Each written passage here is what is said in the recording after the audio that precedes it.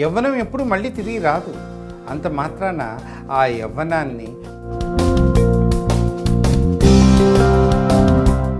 ఆ రోజు తిరిగి రాలేదు, కానీ అతని జీవితంలో పడ్డ మచ్చ మటుకు ఎప్పటికీ ఆ కుటుంబంలో ఉండిపోతూ ఉంటుంది.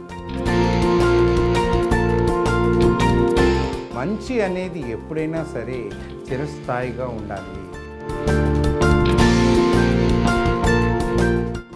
మొన్న నిన్నటికి గొప్పది, నిన్న ఈ రోజుకి గొప్పది, ఈ రోజు రేపటికి చిన్నది కాకుండా ఉండకుండా పెరగాలి అన్నప్పుడు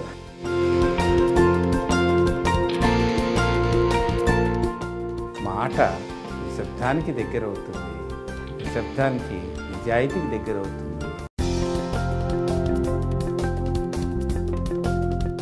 అందుకనే అంటారు, నీ నలుగురు స్నేహితుల పేర్లు చెప్పు, నువ్వెవరో చెప్పగలను అంటారు.